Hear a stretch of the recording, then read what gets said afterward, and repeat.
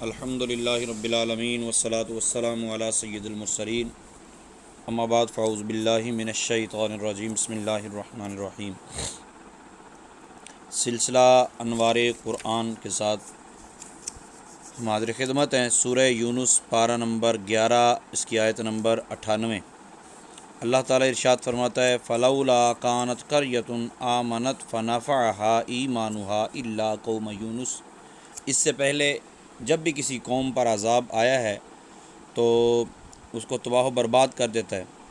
اس کا ایمان لانا اس کو نفع نہیں دیتا اس قوم کا، لیکن سوائے قوم یونس کے۔ قوم یونس جو ہے اس کو اللہ تعالیٰ نے اس پر عافیت فرمائی۔ لما آمنوا کشفنا عنہم عذاب الخزی فی الحیات الدنیا ومتعناہم الی حین۔ ہم نے ان سے رسوائی کا عذاب دنیا کی زندگی میں ہٹا دیا اور ایک وقت تک انہیں نفع اٹھانے کی توفیق دے دی۔ اصل واقعہ یوں ہے کہ حضرت یونس علیہ السلام کو اللہ تعالیٰ نے شہر نینوا کے باشندوں کی ہدایت کے لیے رسول بنا کر بھیجا تھا۔ یہ موصل کے علاقہ کا ایک بہت بڑا شہر تھا۔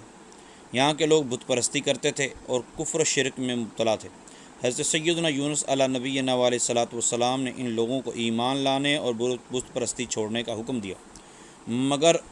ان لوگوں نے اپنی سرکشی اور تمرد کی وجہ سے اللہ عز و جل کے رسول علیہ السلام کو جھٹلا دیا اور ایمان لانے سے صاف انکار کر دیا۔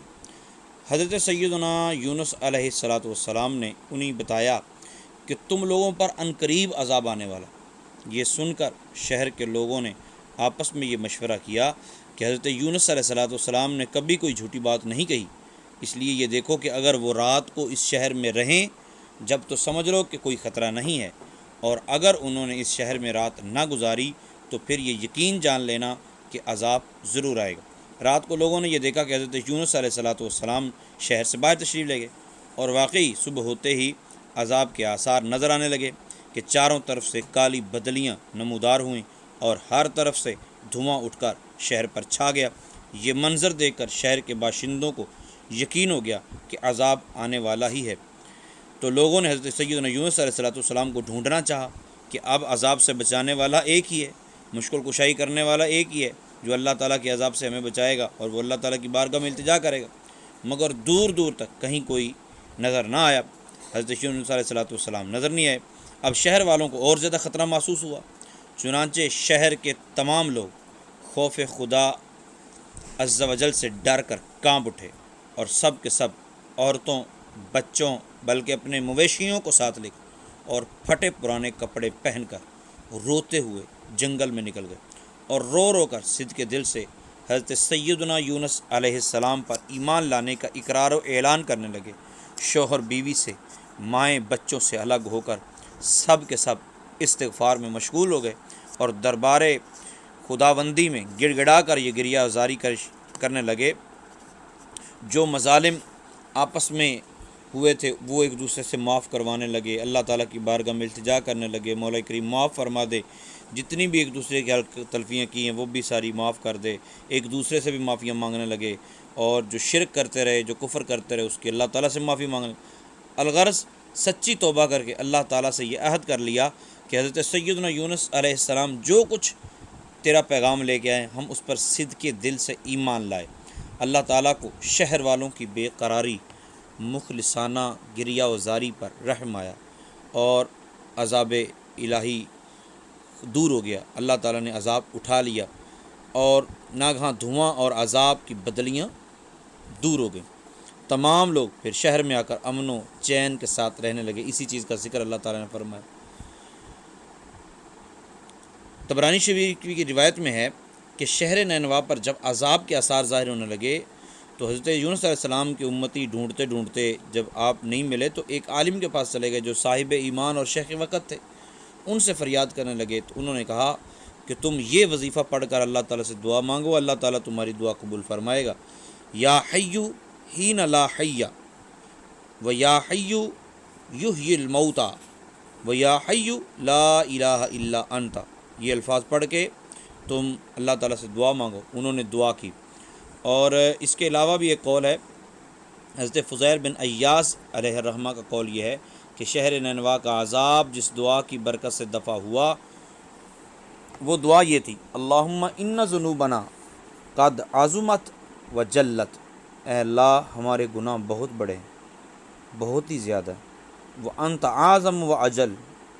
مگر مولا تو بہت بڑا ہے اور بڑی عظمت والا ہے۔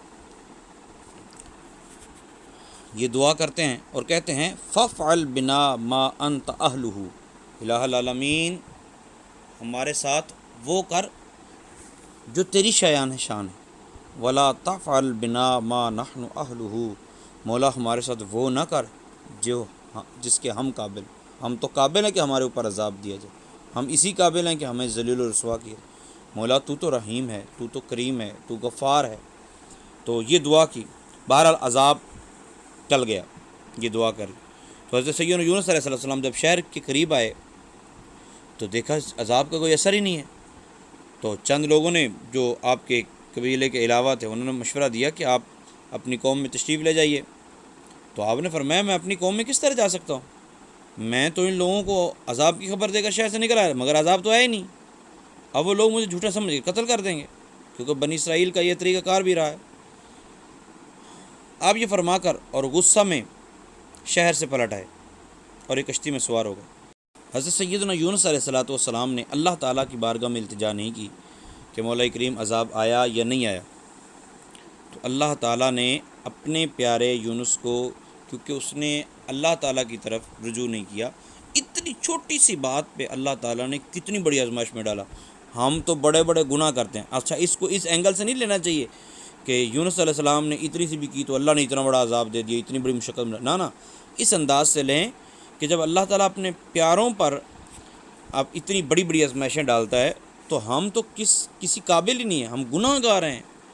ہم سیاہ کار ہیں، ہم پتہ نہیں کیا کچھ کرتے ہیں، اور پھر اللہ تعالیٰ ہم کی طرف رجوع بھی نہیں رکھتے، اور اللہ تعالیٰ پھر تھوڑی بہت آزمائش میں ڈال دے تو چیخنا چلانا شروع کر دے۔ اللہ تعالیٰ محفوظ فرمائے۔ آپ کشتی میں سوار ہو گئے، کشتی چلنے لگی اور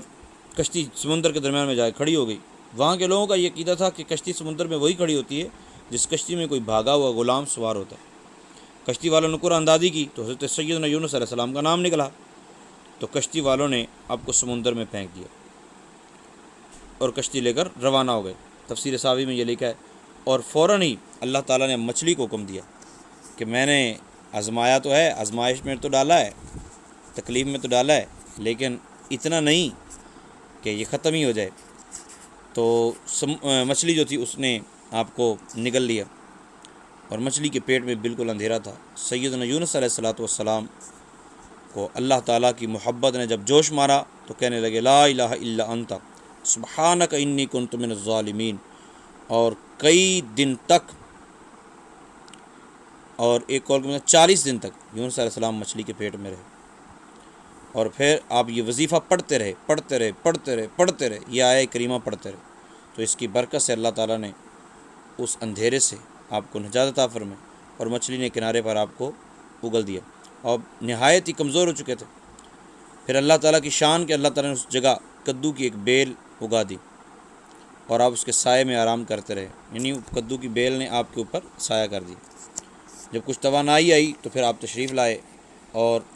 قوم پھر ساری کی ساری ایمان لے آئی۔ حضرت سیدنا یونس علیہ السلام کے اسی واقعے کی طرف اشارہ کرتے ہوئے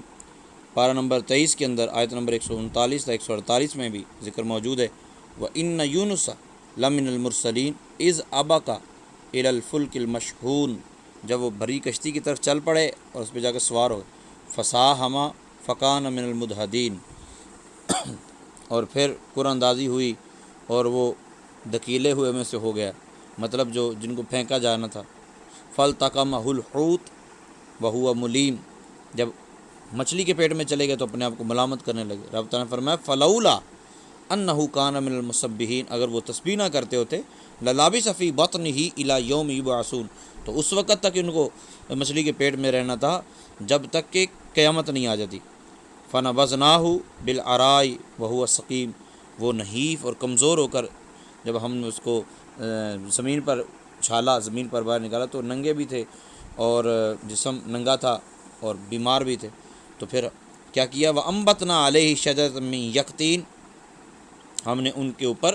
بیل اگا دی، وَأَرْسَلْنَاهُ إِلَىٰ مِائَةِ أَلْفٍ أَوْ يَزِيدُونَ، 1,00,000 یا اس سے کچھ لوگ زیادہ جن کی طرف آپ کو رسول بنا کر بھیجا گیا، فآمنوا، پس وہ ایمان لے، فمتعناہم الی حین، اور ہم نے وقت مقررہ تک کے لیے ان کو وہاں رہنے کی اور نفع اٹھانے کی اجازت دے دی۔ تو سوچنے والی بات یہ ہے کہ اللہ تعالیٰ کی طرف جب کوئی بندہ رجوع کرتا ہے اور اللہ تعالیٰ کی طرف جب کوئی اپنا آپ پیش کر دیتا ہے تو اللہ تعالیٰ پھر کتنی مہربانیاں کرتا ہے، پھر مچھلی کے پیٹ بھی مہیا کر دیتا ہے جب کوئی سمندر میں پھینک دے، اور جب مچھلی کے پیٹ میں رہ کے بندہ تھک جاتا ہے، وہاں التجائیں کرتا ہے تو اللہ تعالیٰ پھر زمین پر بھی لے آتا ہے۔ یہ اللہ تعالیٰ ہی کی قدرت ہے۔ آئیے اپنی پریشانیوں کا مداوع، اپنی پریشانیوں کا حل نماز میں سے نکالیے، نماز ادا کیجیے، نوافل ادا کیجیے، نوافل صلاۃ الحاجت پڑھیے، اس کے بعد پھر اللہ تعالیٰ سے محبوب پاک علیہ الصلاۃ والسلام کے وسیلے سے دعا کیجیے، انشاءاللہ عز و جل اللہ تعالیٰ مہربانیاں فرمائے گا۔ اور رات کے وقت پڑھی جانے والی نماز تو اللہ تعالیٰ کے انتہائی بندے کو قریب کر دیتی ہے۔ اللہ تعالیٰ اپنا قرب نصیب فرمائے، آمین بجاہ النبی الامین۔